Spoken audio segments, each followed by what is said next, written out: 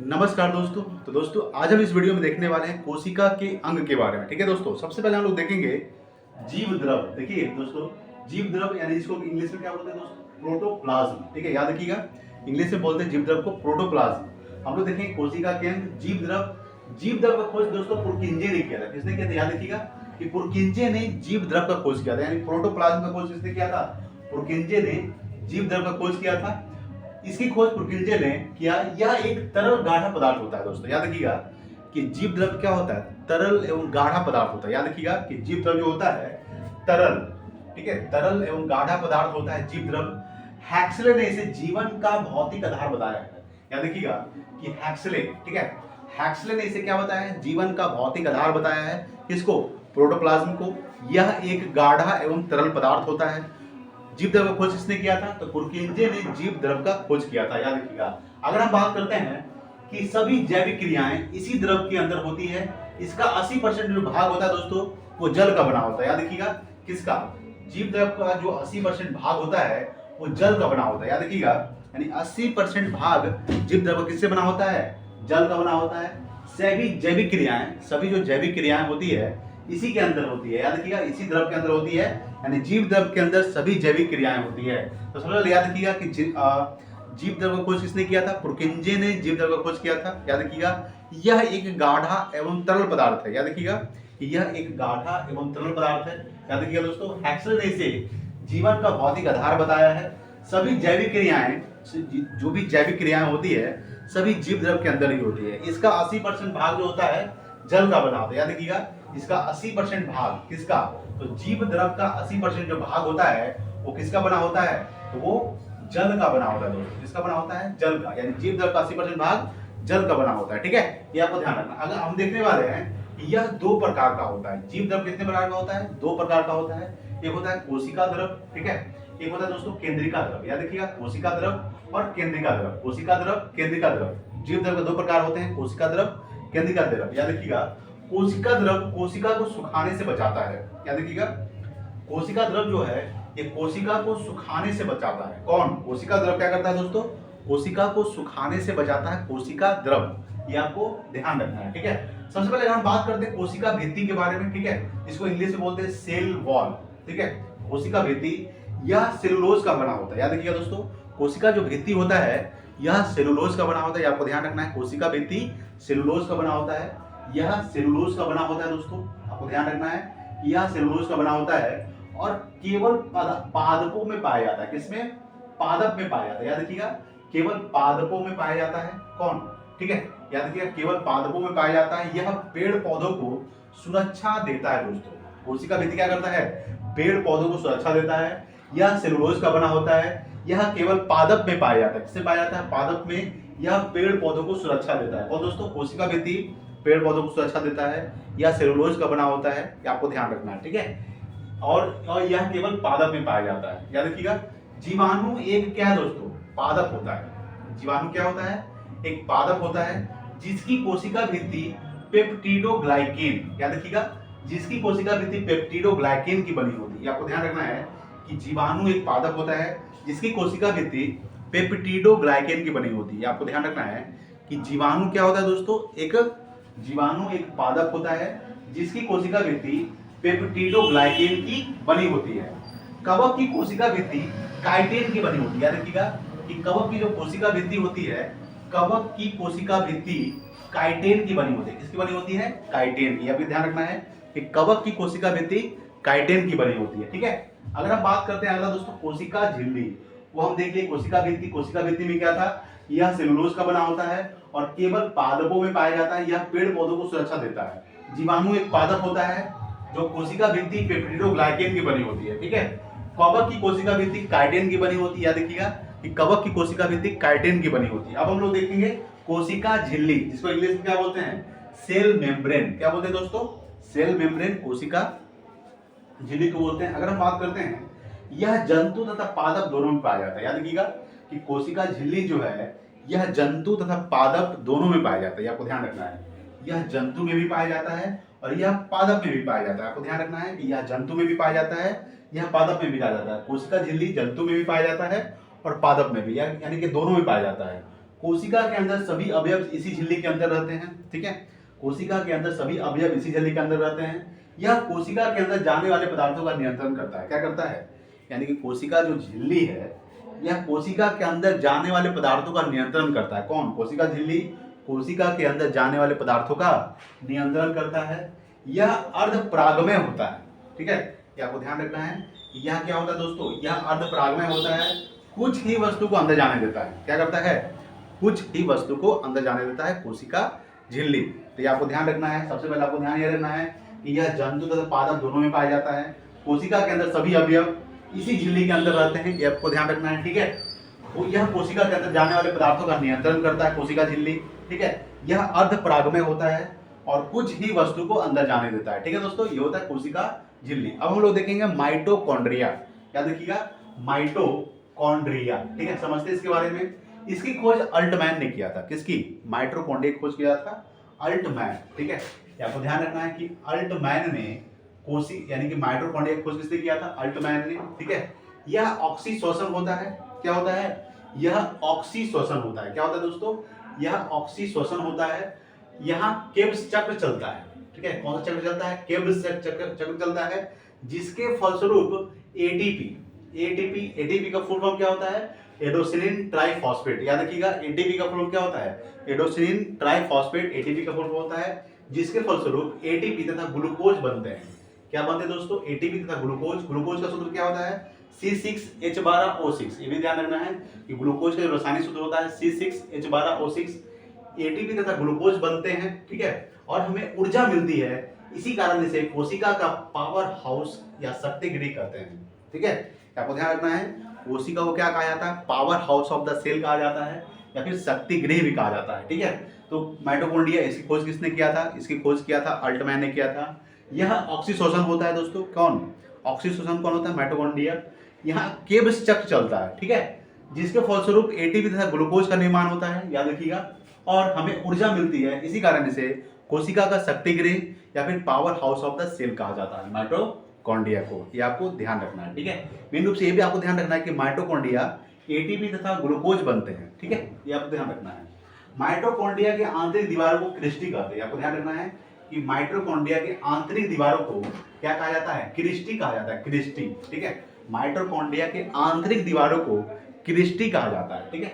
अब हम लोग देखेंगे दोस्तों अंतःप्रदम जालिका। इसको बोलते हैं एंडोप्लाज्मिक रेटिकुलम। इंग्लिश में क्या बोलते हैं? एंडोप्लाज्मिक रेटिकुलम, ठीक है। यह कोशिका के अंदर से आंतरिक सहायता देता है। क्या करता है? अंतःप्रदम जालिका जो है, यह कोशिका के अंदर से आंतरिक सहायता देता है। अतः इसे कोशिका का आंतरिक कंकाल कहते हैं। यह दो प्रकार का होता है।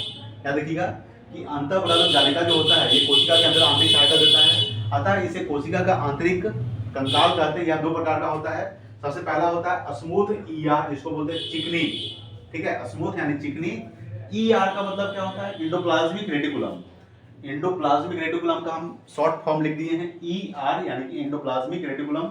इसको इंग्लिश में चिकनी, ठीक है, चिकनी प्रदम जालिका कहते हैं, ठीक है। याद रखिएगा, यह कार्बोहाइड्रेट तथा वसा का निर्माण करता है। ये आपको ध्यान रखना है, यह कार्बोहाइड्रेट तथा वसा का निर्माण करता है दोस्तों। स्मूथ ईआर जो होता है, स्मूथ रेटिकुलम, क्या करता है? ये कार्बोहाइड्रेट तथा वसा का निर्माण करता है। ये आपको ध्यान रखना है, ठीक है। अगर हम बात करेंगे रफ ईआर यानी कि खुरदरी, ठीक है, खुरदरी ईआर यानी कि रफ ईआर यानी कि रफ एंडोप्लाज्मिक रेटिकुलम, ठीक है, खुरदरी। इस पर राइबोसोम होता है, यह प्रोटीन का निर्माण करता है। कौन? रफ ईआर जो है, इस पर राइबोसोम होता है। क्या होता है दोस्तों? इस पर राइबोसोम होता है और यह प्रोटीन का निर्माण करता है। किसका निर्माण करता है? प्रोटीन का निर्माण करता है। कौन? रफ ईआर यानी कि रफ एंडोप्लाज्मिक रेटिकुलम। याद रखिएगा, यानी कि एंडोप्लाज्मिक रेटिकुलम दो प्रकार का होता है। कौन कौन सा? Smooth endoplasmic reticulum, rough endoplasmic reticulum. Smooth endoplasmic reticulum में क्या होता है दोस्तों? यह कार्बोहाइड्रेट तथा वसा का निर्माण करता है। और रफ ईआर में क्या होता है? इस पर राइबोसोम होता है, यह प्रोटीन का निर्माण करता है, ठीक है। ये आपको ध्यान देना है। उसके बाद है दोस्तों राइबोसोम, ठीक है। याद रखिएगा राइबोसोम के बारे में। राइबोसोम यह कोशिका के अंदर का सबसे छोटा अंग है, ठीक है। आपको ध्यान रखना है कि राइबोसोम जो है, ये कोशिका के अंदर का सबसे छोटा अंग है। ये आपको ध्यान रखना है, यह कोशिका के अंदर का सबसे छोटा अंग है दोस्तों राइबोसोम, यह प्रोटीन का निर्माण करता है। याद रखिएगा कौन, राइबोसोम जो है यह प्रोटीन का निर्माण करता है, आपको ध्यान रखना है। अतः इसे प्रोटीन की फैक्ट्री कहते हैं। क्या कहते हैं? अतः इसे प्रोटीन का फैक्ट्री कहा जाता है। किसको? तो राइबोसोम को प्रोटीन का फैक्ट्री कहते हैं, क्योंकि ये प्रोटीन का निर्माण करता है। यह दो प्रकार का होता है दोस्तों, याद रखिएगा। कितने प्रकार का होता है? दो प्रकार का होता है। राइबोसोम दो प्रकार का होता है, 70S राइबोसोम, ठीक है, 70S राइबोसोम, याद रखिएगा 70S राइबोसोम, और दूसरा होता है 80S राइबोसोम, ठीक है। तो 70S राइबोसोम यह हल्का होता है। क्या होता है? 70S राइबोसोम क्या होता है दोस्तों? एग्जाम में सवाल ऐसे पूछता है कि प्रोटीन का निर्माण कौन करता है, प्रोटीन की फैक्ट्री किसे कहा जाता है? तो प्रोटीन की फैक्ट्री राइबोसोम को कहा जाता है। याद रखिएगा कि प्रोटीन की फैक्ट्री किसे कहा जाता है? राइबोसोम को प्रोटीन की फैक्ट्री कहा जाता है। 70S राइबोसोम यह हल्का होता है, याद रखिएगा 70S राइबोसोम जो होता है यह हल्का होता है तथा प्रोकैरियोटिक कोशिकाओं में पाया जाता है। याद रखिएगा कि 70S राइबोसोम जो होता है यह हल्का होता है तथा प्रोकैरियोटिक कोशिकाओं में पाया जाता है, ये आपको ध्यान रखना है। और दूसरा दोस्तों 80S राइबोसोम यह भारी होता है तथा यूकैरियोटिक कोशिकाओं में पाया जाता है। याद रखिएगा यह भारी होता है तथा यूकैरियोटिक कोशिकाओं में पाया जाता है 80S राइबोसोम। ठीक है दोस्तों, ये था कुछ कोशिका के महत्वपूर्ण प्रश्न, कुछ महत्वपूर्ण टॉपिक जो आपको वीडियो 2-3 बार देखना है दोस्तों। ठीक है, इसे देखने के बाद आपको बढ़िया तरीके से याद हो जाएगा। ठीक है, इसको आप नोट्स बनाते भी चल सकते हैं। ठीक है दोस्तों, तो हम लोग अगले वीडियो में आएंगे। ठीक है, आज के लिए इतना ही, मिलता है अगले वीडियो में। तब तक के लिए जय हिंद, वंदे मातरम।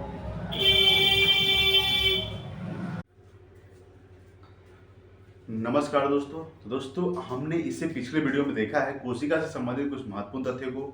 आज हम इस वीडियो में डिस्कस करने वाले हैं कोशिका से संबंधित कुछ महत्वपूर्ण तथ्यों, जैसे कि गोल्जी बॉडी के बारे में, सेंट्रोसोम के बारे में, या फिर तारककाय के बारे में। ठीक है, सेंट्रोसोम तारककाय एक ही चीज है दोस्तों। उसके बाद हम लोग बात करेंगे लाइसोसोम के बारे में, उसके बाद हम लोग बात करेंगे केंद्रक के बारे में, या देखिए रसधानी के बारे में, और उसके बाद लवक, लवक के कितने प्रकार है वो हम इस वीडियो में देखने वाले हैं दोस्तों। ठीक है, तो इस वीडियो को लास्ट तक देखिएगा। चलिए शुरू करते हैं। सबसे पहले अगर हम बात करेंगे गोल्जी बॉडी।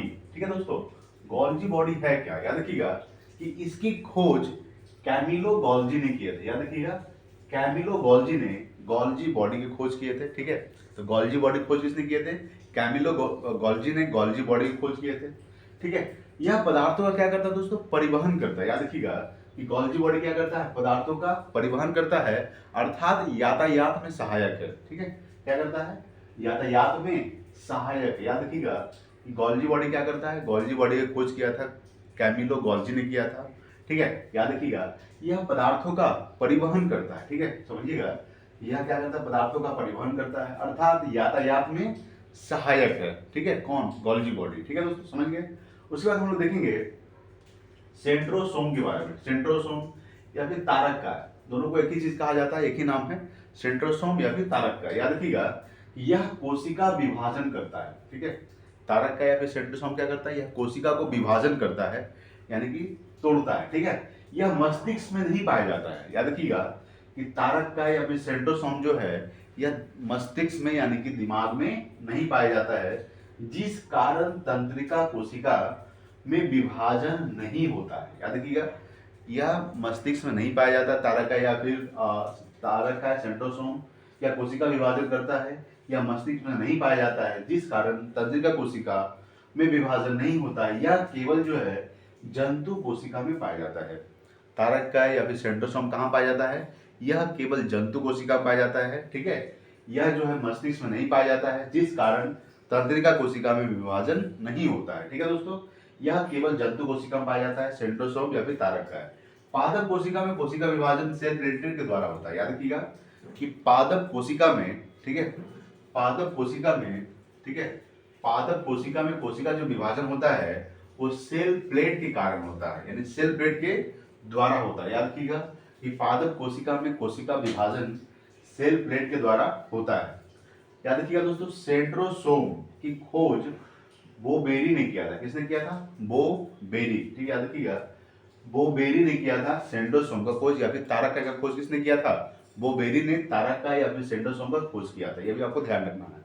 तो बात करेंगे यह कोशिका विभाजन करता है दोस्तों, कौन? सेंट्रोसोम तारककाय। याद रखिएगा यह मस्तिष्क में नहीं पाया जाता है।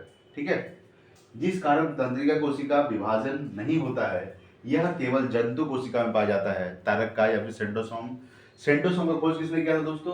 तो वो बेरी ने किया था सेंट्रोसोम या फिर तारक का खोज, याद रखिएगा, ठीक है। उसके बाद हम लोग देखने वाले दोस्तों लाइसोसोम के बारे में, याद रखिएगा कि लाइसोसोम क्या है। देखिए समझिए, यह कोशिका के अंदर पाचन का कार्य करता है, याद रखिएगा कि लाइसोसोम क्या करता है, कोशिका के अंदर का पाचन का कार्य करता है, ठीक है।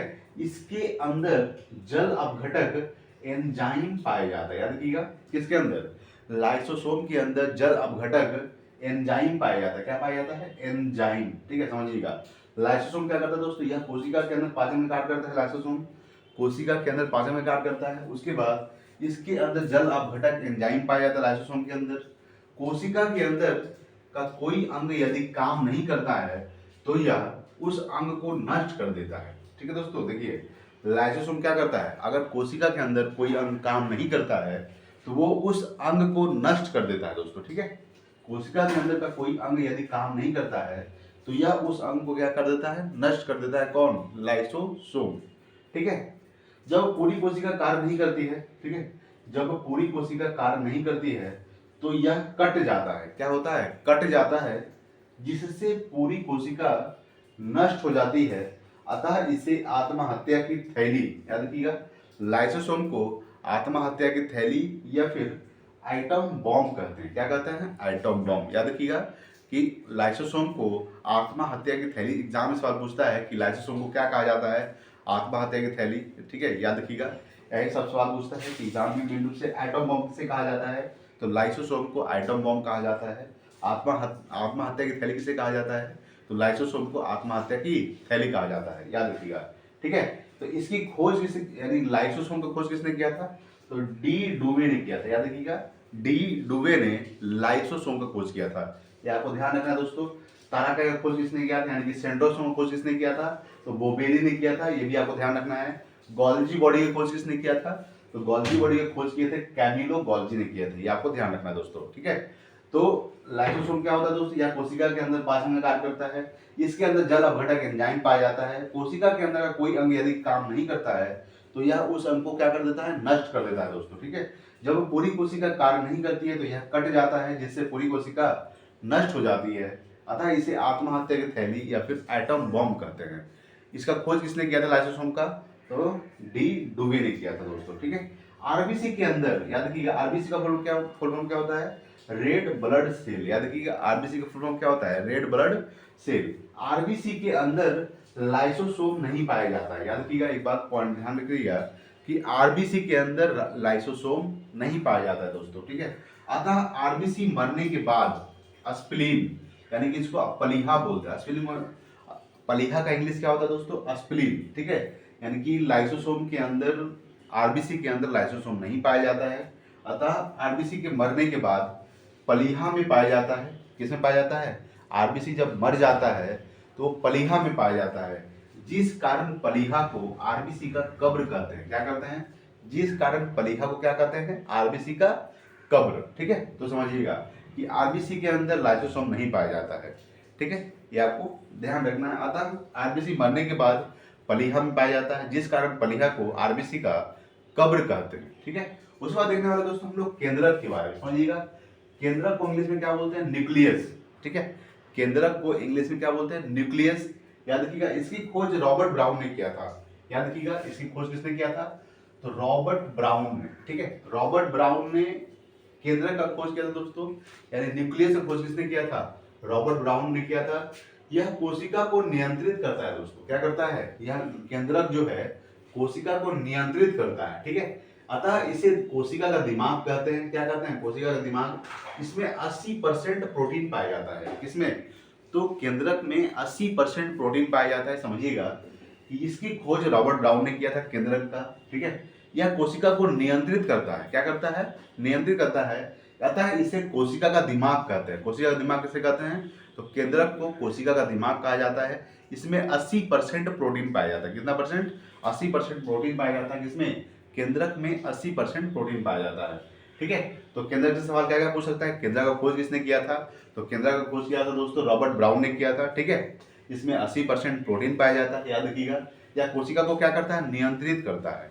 अतः इसे कोशिका का दिमाग कहते हैं। अगला हम लोग देखने वाले हैं रसधानी, ठीक है। जिसको इंग्लिश में बोलते हैं वैक्यूलस, ठीक है, समझिएगा राजधानी के बारे में। यह जल को संचित करके रखता है, यानी यह राजधानी जो है जल को इकट्ठा करके रखता है। क्या करता है? इकट्ठा करके रखता है जल को। राजधानी यानी जल को संचित यानी कि इकट्ठा करके रखता है दोस्तों। कौन? तो राजधानी जो है जल को इकट्ठा करके रखता है। यह जंतुओं में छोटा होता है परंतु पादपों में बहुत बड़ा होता है। याद रखिएगा कि यह जो है राजधानी जो है यह जंतुओं में क्या होता है? बहुत छोटा होता है दोस्तों, परंतु पादपों में बहुत बड़ा होता है। याद रखिएगा राजधानी जो है जंतुओं में छोटा होता है और पादपों में बहुत बड़ा होता है। ठीक है, समझ गए? तो यह जल को संचित करके रखता है राजधानी। यह जंतुओं में छोटा होता है परंतु पादपों में बहुत बड़ा होता है। अगला हम लोग देखने वाले लवक। इसको इंग्लिश में बोलते हैं प्लास्टिड। क्या बोलते हैं दोस्तों? लवक। इंपॉर्टेंट है लवक, ठीक है, समझिएगा। प्लास्टिड यह पदार्थों का सबसे बड़ा कोशिकांग है। लवक क्या है दोस्तों? यह पदार्थों का सबसे बड़ा कोशिकांग है।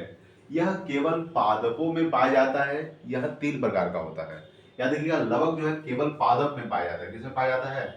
पादप में पाया जाता है केवल लवक। यह पादपों का सबसे बड़ा कोशिकांग है। याद रखिएगा यह पादपों का सबसे बड़ा कोशिकांग है लवक। लवक जो है 3 प्रकार का होता है। कौन कौन सा होता है? सबसे समझिएगा हरित लवक, इसको इंग्लिश में बोलते हैं क्लोरोप्लास्ट। ठीक है, उसके बाद क्या है दोस्तों? अवर्णित लवक, जिसको इंग्लिश में बोलते हैं ल्यूकोप्लास्ट। क्या होता है? अवर्णित लवक, जिसको इंग्लिश में क्या बोलते हैं? ल्यूकोप्लास्ट। उसके बाद होता है वर्णित लवक, ठीक है, जिसको इंग्लिश में बोलते हैं क्रोमोप्लास्ट। तो हरित लवक, अवर्णित लवक, वर्णित लवक, ये होते हैं लवक के 3 प्रकार। हम लोग सबसे पहले बात करेंगे हरित लवक के बारे में दोस्तों, जिसको क्लोरोप्लास्ट बोलते हैं। यह भोजन का निर्माण करता है दोस्तों। याद रखिएगा हरित लवक क्या करता है? यह भोजन का निर्माण करता है। यह पत्ती तथा तना में पाया जाता है। याद रखिएगा यह भोजन का निर्माण करता है। यह पत्ती तथा तना में पाया जाता है। याद रखिएगा पत्ती तथा तना, यानी कि पत्ती में और तना में पाया जाता है हरित लवक, जिसको इंग्लिश में क्या बोलते हैं? क्लोरोप्लास्ट। याद रखिएगा हरित लवक यानी कि यह भोजन का निर्माण करता है। ठीक है, यह पत्ती तथा तना में पाया जाता है। पत्ती हरा किसके कारण होता है? पत्ती हरा क्लोरोफिल के कारण होता है। क्लोरोफिल में कौन सा तत्व पाया जाता है? क्लोरोफिल में मैग्नीशियम पाया जाता है। ये भी आपको ध्यान रखना है। ठीक है, तो सबसे पहले अगर हम बात करेंगे हरित लवक या भोजन का निर्माण करता है या तथा पत्ती तथा तना पाया जाता है। उसके बाद हम लोग बात करने वाले हैं अवर्णित लवक। ठीक है, अवर्णित लवक, जिसको इंग्लिश में क्या बोलते हैं? ल्यूकोप्लास्ट। क्या बोलते हैं दोस्तों? ल्यूकोप्लास्ट। यह भोजन का क्या करता है? यह भोजन का संग्रह करता है। संग्रह यानी कि इकट्ठा करता है। क्या करता है दोस्तों? अवर्णित लवक क्या करता है? भोजन को इकट्ठा करता है। ये आपको समझना है कि वो क्या कर रहा था? हरित लवक क्या कर रहा था? ये भोजन का निर्माण कर रहा था और अवर्णित लवक भोजन को इकट्ठा कर रहा है। ठीक है, यह जड़ तथा फल में पाया जाता है। याद रखिएगा यह कहाँ पाया जाता है? जड़ तथा फल में पाया जाता है अवर्णित लवक। और हरित लवक कहाँ पाया जा रहा था? पत्ती तथा तना में पाया जा रहा था। और अवर्णित लवक जो है ये जड़ तथा फल में पाया जा रहा है दोस्तों। ठीक है, ये आपको समझना है। उसके बाद क्या है? वर्णित लवक दोस्तों। वर्णित लवक यानी कि क्रोमोप्लास्ट। समझिएगा क्रोमोप्लास्ट यह रंग प्रदान करता है दोस्तों। वर्णित लवक क्या करता है? यह रंग प्रदान करता है, यानी कि जो कोई भी फल है फल को रंग देता है। समझिएगा क्या करता है? जैसे कि टमाटर का लाल होना किसके कारण होता है?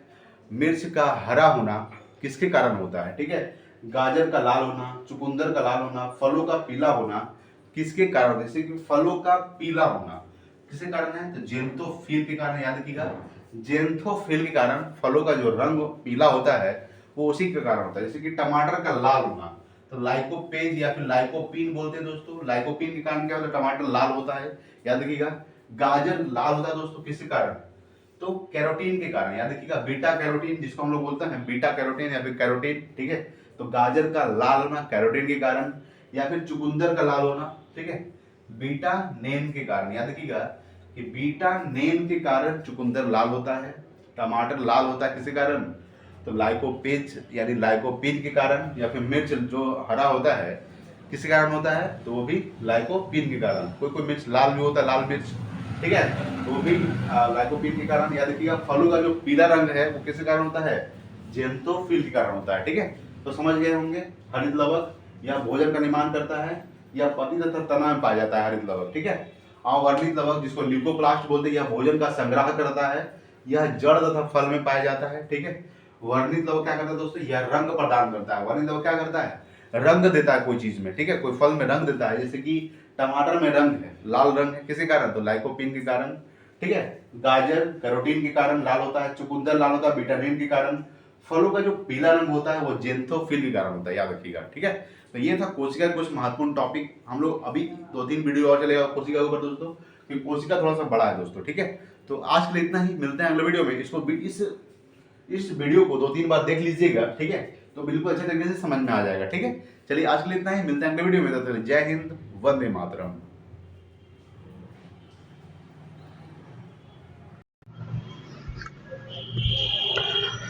नमस्कार दोस्तों। तो दोस्तों आज हम डिस्कस करने वाले हैं कोशिका से संबंधित कुछ महत्वपूर्ण तथ्यों को, जो हम इस वीडियो में देखने वाले हैं दोस्तों। सबसे पहले हम देखेंगे कि कोशिका दो प्रकार की होती है। कितने प्रकार की होती है? प्रोकैरियोटिक कोशिका, यूकैरियोटिक कोशिका। ठीक है दोस्तों, तो सबसे पहले समझेंगे कि कोशिका कितने प्रकार की होती है।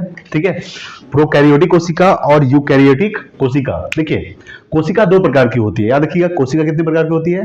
दो प्रकार की। कौन कौन सा? तो प्रोकैरियोटिक कोशिका, ठीक है, जो अविकसित होता है, याद रखिएगा। क्या होता है दोस्तों? अविकसित। और एक होता है दोस्तों यूकैरियोटिक कोशिका, जो क्या होता है दोस्तों? विकसित होता है। ठीक है, समझिएगा कि कोशिका दो प्रकार की होती है, यूकैरियोटिक कोशिका और प्रोकैरियोटिक कोशिका। प्रोकैरियोटिक कोशिका विकसित होती है, यानी कि अविकसित होती है, और यूकैरियोटिक कोशिका विकसित होती है। हम बात करेंगे दोस्तों प्रोकैरियोटिक कोशिका के बारे में। समझिएगा कि प्रोकैरियोटिक कोशिका, इसमें कोशिका के सभी अंग नहीं पाए जाते हैं। ठीक है, प्रोकैरियोटिक कोशिका में क्या होता है कि इसमें कोशिका के सभी अंग नहीं पाए जाते हैं। ठीक है, याद रखिएगा कि इसमें कोशिका के सभी अंग नहीं पाए जाते हैं। इन्हें प्रारंभिक कोशिका भी कहते हैं। क्या कहते हैं दोस्तों? इन्हें प्रारंभिक कोशिका भी कहते हैं। ठीक है, याद रखिएगा। इसमें कोशिका झिल्ली, राइबोसोम 70S पाया जाता है। क्या पाया जाता है? 70S पाया जाता है। याद रखिएगा कि इसमें कोशिका झिल्ली, राइबोसोम पाया जाता है। याद रखिएगा, इसमें कोशिका झिल्ली क्या पाया जाता है? तो राइबोसोम पाया जाता है दोस्तों, ये आपको ध्यान रखना है। उसके बाद क्या है दोस्तों? यूकैरियोटिक कोशिका। समझिएगा, प्रोकैरियोटिक कोशिका में क्या था? इसमें कोशिका के सभी अंग नहीं पाए जाते हैं। ठीक है, इसमें 70S राइबोसोम भी पाया जाता है। इसे प्रारंभिक कोशिका भी कहते हैं। क्या कहते हैं? प्रारंभिक कोशिका कहते हैं। प्रोकैरियोटिक कोशिका को प्रारंभिक कोशिका कहते हैं। उसके बाद दोस्तों यूकैरियोटिक कोशिका, समझिएगा इसके बारे में। यूकैरियोटिक कोशिका, देखिए, इसमें कोशिका के सभी अंग पाए जाते हैं। याद रखिएगा कि प्रोकैरियोटिक कोशिका में क्या था कि इसमें अंग नहीं पाया जाता है, लेकिन यूकैरियोटिक कोशिका में क्या होता है? इसमें कोशिका के सभी अंग पाए जाते हैं। ये पूरी तरह क्या होता है दोस्तों? विकसित होता है। यूकैरियोटिक कोशिका पूरी तरह विकसित होता है, प्रोकैरियोटिक कोशिका पूरी तरह विकसित नहीं होता है दोस्तों। ठीक है, आपको बताए थे इसमें 80S राइबोसोम पाया जाता है। देखिए, इसमें 70S राइबोसोम पाया जाता है, याद रखिएगा।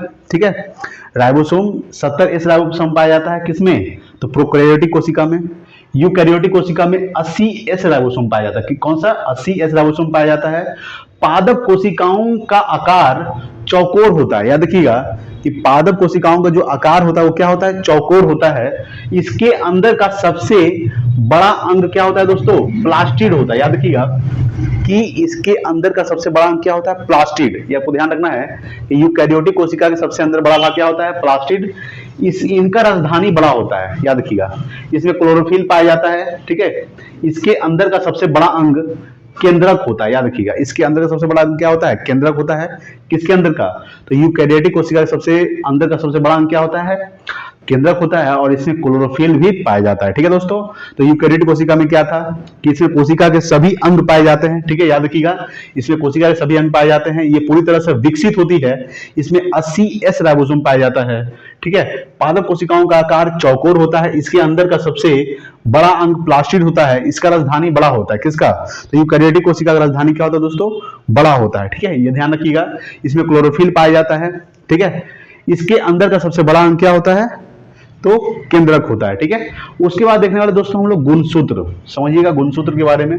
ठीक है, जैसे पूछेगा कि मानव शरीर में गुणसूत्रों की संख्या कितनी होती है? तो 46 गुणसूत्र होती है। जोड़ा पूछेगा तो 23 जोड़ा होता है। ठीक है, ये आपको समझना है। देखिए, गुणसूत्र यानी कि क्रोमोसोम, समझिएगा कि यह मानव में 23 जोड़ा या फिर 46 पाया जाता है। याद रखिएगा कि मानव में, एग्जाम सवाल पूछता है, बहुत इंपॉर्टेंट सवाल है कि मानव में कितना जोड़ा गुणसूत्र पाया जाता है? याद रखिएगा 23 जोड़ा, और पूछेगा ऐसे 46 पाया जाता है दोस्तों। ठीक है, अच्छा, गुणसूत्र की खोज किसने किया था? तो इसका खोज वाल्डेयर ने किया था। किसने किया था? वाल्डेयर ने गुणसूत्र का खोज किए थे। ये आपको ध्यान रखना है कि गुणसूत्र का खोज किसने किया था? वाल्डेयर ने गुणसूत्र का खोज किए थे। इसके ऊपरी भाग को सेटेलाइट कहते हैं। याद रखिएगा कि गुणसूत्र के ऊपरी भाग को सेटेलाइट कहते हैं। ठीक है, आगे हम लोग पढ़ेंगे कि निचले भाग को क्या कहते हैं, मध्य भाग को क्या कहते हैं। ठीक है, तो इसके ऊपरी भाग को यानी गुणसूत्र के ऊपरी भाग को क्या कहते हैं, सेटेलाइट कहते हैं दोस्तों। क्या कहते हैं, सेटेलाइट। इसके मध्य भाग को सेंटोमर कहते हैं। याद रखिएगा कि इसके मध्य भाग को सेंटोमर कहते हैं, इसके ऊपरी भाग को सेटेलाइट कहते हैं, इसके निचले भाग को टेलोमर कहते हैं। क्या कहते हैं, टेलोमर। याद रखिएगा कि इसके निचले भाग को टेलोमर कहते हैं, इसके मध्य भाग को सेंटोमर कहते हैं और इसके ऊपरी भाग को सेटेलाइट कहते हैं। ऊपरी भाग को सेटेलाइट, ठीक है, मध्य भाग को क्या कहते हैं दोस्तों, सेंटोमर, और नीचे वाला भाग को टेलोमर। Satellite, सेंटोमर, telomere. ठीक है, ध्यान रखिएगा। उसके बाद इसके बीच में धागों के समान संरचना पाई जाती है जिसे आर्न कहते हैं। क्या कहते हैं, यानी इसके बीच में धागों के समान संरचना पाई जाती है जिसे आर्न कहते हैं। क्या कहते हैं, आर्न। ठीक है, तो समझ गए कि गुणसूत्र की संख्या कितनी होती है मानों में, तो 46 होती है। जोड़ा कितना होता है, 23 जोड़ा होता है। इसका खोज किसने किया था, तो वाल्डेयर ने किया था। याद रखिएगा। इसके ऊपरी भाग को क्या कहते हैं, तो इसके ऊपरी भाग को सेटेलाइट कहते हैं, मध्य भाग को सेंटोमर कहते हैं और नीचे वाला भाग को टेलोमर कहते हैं। ठीक है दोस्तों, ये आपको ध्यान रखना है। इसके बीच में धागों के समान संरचना होती है जिसे आर्न कहते हैं। ठीक है, क्रोमोसोम केंद्रक के अंदर पाए जाते हैं। याद रखिएगा, क्रोमोसोम जो है ये केंद्रक के अंदर पाए जाते हैं। ठीक है, याद रखिएगा कि क्रोमोसोम जो है ये केंद्रक के अंदर पाए जाते हैं। क्रोमोसोम के अंदर डीएनए होता है दोस्तों। याद रखिएगा कि क्रोमोसोम के अंदर क्या होता है, डीएनए। ठीक है, डीएनए का फुल फॉर्म क्या होता है, डीऑक्सीराइबोन्यूक्लिक एसिड। याद रखिएगा, डीऑक्सीराइबोन्यूक्लिक एसिड ये डीएनए का फुल फॉर्म होता है, आरएनए का राइबोन्यूक्लिक एसिड। ठीक है, तो क्रोमोसोम के अंदर डीएनए होता है। याद रखिए, क्रोमोसोम के अंदर क्या होता है, डीएनए।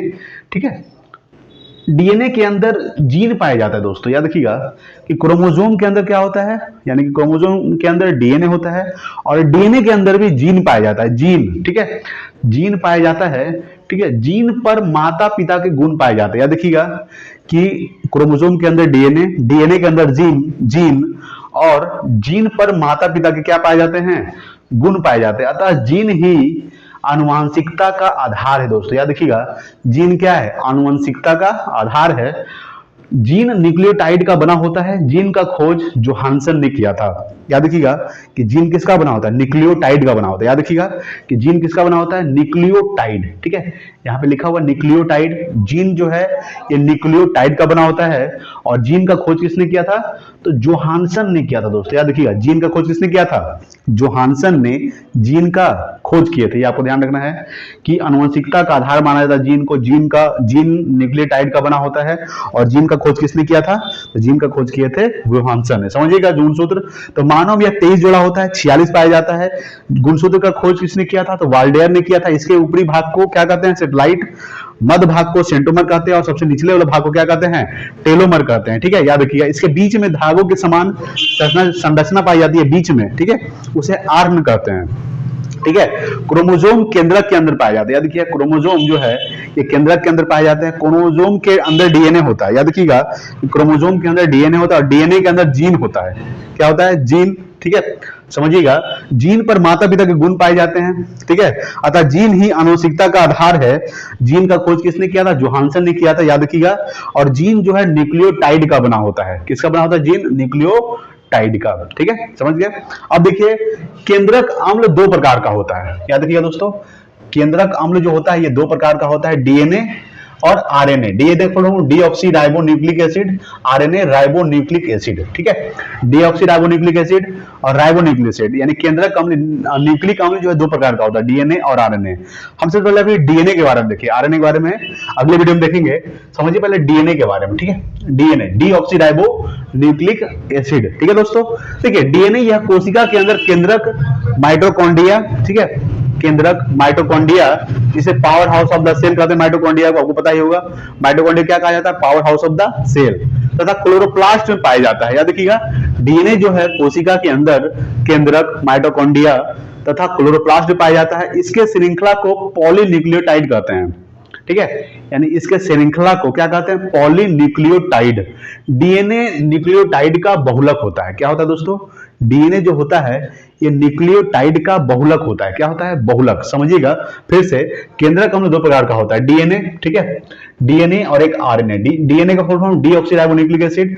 डीएनए जो है यह कोशिका के अंदर केंद्रक, ठीक है, माइटोकॉन्ड्रिया, उसके बाद क्या है दोस्तों, क्लोरोप्लास्ट में पाया जाता है, ठीक है, केंद्रक, माइटोकॉन्ड्रिया, क्लोरोप्लास्ट में पाया जाता है। इसके श्रृंखला को पॉलीन्यूक्लियोटाइड कहते हैं। क्या कहते हैं? पॉलीन्यूक्लियोटाइड, ठीक है। डीएनए जो है न्यूक्लियोटाइड का बना होता है। किसका बना होता है? यानी डीएनए न्यूक्लियोटाइड का बहुलक होता है। क्या होता है? बहुलक, ठीक है। डीएनए में फास्फोरस तत्व पाया जाता है। याद रखिएगा, डीएनए में फास्फोरस तत्व पाया जाता है। ये आपको ध्यान रखना है, कौन सा तत्व पाया जाता है? फास्फोरस, ठीक है। याद रखिएगा, फास्फोरस तत्व पाया जाता है डीएनए में। डीएनए का पहला अवलोकन कॉल्स वर्ग ने किया था, ठीक है। याद रखिएगा कि डीएनए का जो पहला अवलोकन किए थे, किसने किए थे? कॉल्स वर्ग ने किया था। डीएनए को पहली बार प्रयोगशाला में हरगोविंद खुराना ने देखा था, ठीक है। याद रखिए, ये भी आपको पॉइंट बहुत इंपॉर्टेंट है कि डीएनए को पहली बार किसने देखा था? तो हरगोविंद खुराना ने डीएनए को पहली बार देखा था। ये आपको ध्यान रखना है। डीएनए की जो संरचना होती है दोस्तों, ये डबल स्टैंडर्ड होती है। कैसी होती है? डबल स्टैंडर्ड, ठीक है। डीएनए की संरचना कैसी होती है? डबल स्टैंडर्ड होती है, ठीक है। तो डीएनए को पहली बार प्रयोगशाला में किसने देखा था? हरगोविंद खुराना ने देखा था। डीएनए की संरचना डबल स्टैंडर्ड होती है, जिसकी मॉडल किसने दिया था? तो वाटसन एवं क्रिक ने दिया था। ये आपको इंपॉर्टेंट है कि डीएनए की डबल हेलिक्स मॉडल किसने दिया था? डीएनए की डबल हेलिक्स मॉडल तो वाटसन एवं क्रिक ने दिया था, ठीक है। जिस कारण इन्हें 1962 में, किस कारण, यानी हरगोविंद खुराना को जिस कारण इन्हें 1962 में नोबेल प्राइज दिया गया था। कब दिया गया था? 1962 नोबेल प्राइज दिया गया था किनको? हरगोविंद खुराना को, ठीक है। अब देखेंगे आनुवंशिक गुण का वाहक क्या होता है दोस्तों। आनुवंशिक गुण का जो वाहक होता है वो डीएनए होता है। कौन होता है? डीएनए। डीएनए जो है ये आनुवंशिक गुण का वाहक होता है, ठीक है। प्रोटीन की जानकारी प्रदान करने वाले डीएनए के भाग को जीन कहते हैं। याद रखिएगा कि प्रोटीन की जानकारी प्रदान करने वाले डीएनए को, ठीक है, प्रोटीन की जानकारी प्रदान करने वाले डीएनए को क्या कहते हैं दोस्तों? तो जीन कहते हैं। क्या कहते हैं? जीन। डीएनए में नाइट्रोजन बेस क्या होता है? थाइमिन होता है। याद रखिएगा कि डीएनए में नाइट्रोजन बेस क्या होता है दोस्तों? तो थाइमिन, थाइमिन, ठीक है। विटामिन B1 का रसायन नाम थाइमिन होता है, ये भी आपको पता होना चाहिए, ठीक है। तो भारत में डीएनए फिंगरप्रिंट जो है ये कहां स्थित है? ये हैदराबाद में स्थित है। ये भी आपको ध्यान रखना है कि भारत में डीएनए फिंगरप्रिंटिंग हैदराबाद में स्थित है। इसका उपयोग आपराधिक मामलों में गुत्थियां सुलझाने के लिए किया जाता है, ठीक है। डीएनए का प्रयोग किस लिए किया जाता है? आपराधिक मामले में जो भी गुत्थी होता है, जो भी प्रॉब्लम होता है, उसको सुलझाने किया जाता है। जैसे कि अगर हम बात करेंगे कि डीएनए की पहचान कैसे की जाती है? डीएनए की पहचान की जाती है रक्त से, बाल से, ठीक है, नाखून से, उसके बाद लार से, खून से, ठीक है, रक्त से, ये सब डीएनए की पहचान की जाती है, ठीक है। याद रखिए दोस्तों कि एडेनिन तथा थाइमिन में डबल हाइड्रोजन बॉन्ड होता है। याद रखिएगा, इंपॉर्टेंट पॉइंट है कि एडेनिन में तथा थाइमिन में क्या होता है? डबल हाइड्रोजन बॉन्ड होता है। याद रखिएगा कि एडेनिन तथा थाइमिन में डबल हाइड्रोजन बॉन्ड होता है। गुआनिन, याद रखिएगा, गुआनिन तथा साइटोसिन में ट्रिपल हाइड्रोजन बॉन्ड होता है, ठीक है। डबल हाइड्रोजन बॉन्ड किसमें होता है? तो एडेनिन तथा थाइमिन में। ट्रिपल हाइड्रोजन बॉन्ड किसमें होता है? तो गुआनिन तथा साइटोसिन में। और डीएनए अनुक्रम में जीन को चिन्हित करने की प्रक्रिया को एनोटेशन कहते हैं। क्या कहते हैं दोस्तों? एनोटेशन। यानी कि डीएनए अनुक्रम में जीन को चिन्हित करने के लिए, ठीक है, जीन को चिन्हित करने की प्रक्रिया को क्या कहा जाता है? एनोटेशन कहते हैं। क्या कहते हैं? एनोटेशन, ठीक है। समझ गए होंगे। फिर से वापस पढ़ते हैं। यह कोशिका के अंदर केंद्रक, माइटोकॉन्ड्रिया तथा क्लोरोप्लास्ट पाया जाता है दोस्तों, डीएनए। याद रखिएगा, इसके अंदर को पॉलीन्यूक्लियोटाइड कहते हैं, ठीक है। यानी कि इसके श्रृंखला को क्या कहते हैं? पॉलीन्यूक्लियोटाइड। डीएनए जो है न्यूक्लियोटाइड का बहुलक होता है। याद रखिएगा, ठीक है। डीएनए में फास्फोरस तत्व पाया जाता है, फास्फोरस, जिसका परमाणु संख्या 15 होता है, पी कहते हैं, ठीक है। डीएनए का पहला अवलोकन कॉल्स वर्ग ने किया था। डीएनए का पहला अवलोकन किसने किया था? कॉल्स वर्ग ने किया था। डीएनए को पहली बार प्रयोगशाला में हरगोविंद खुराना ने देखा था। डीएनए को पहली बार प्रयोगशाला में। डीएनए की संरचना जो है डबल स्टैंडर्ड होती है, जिसकी मॉडल वाटसन एवं क्रिक ने दिया था, ठीक है। डीएनए की डबल स्टैंडर्ड मॉडल किसने दिया था? वाटसन एवं क्रिक ने दिया था दोस्तों, ठीक है। जिस कारण इन्हें 1962 में नोबेल पुरस्कार दिया गया था। किसको? हरगोविंद खुराना को। आनुवांशिक गुण का वाहक डीएनए होता है। याद रखिएगा, आनुवांशिक गुण का जो वाहक होता है कौन सा दोस्तों? डीएनए। डीएनए का फुल फॉर्म क्या होता है? होता है? Deoxyribo nucleic acid.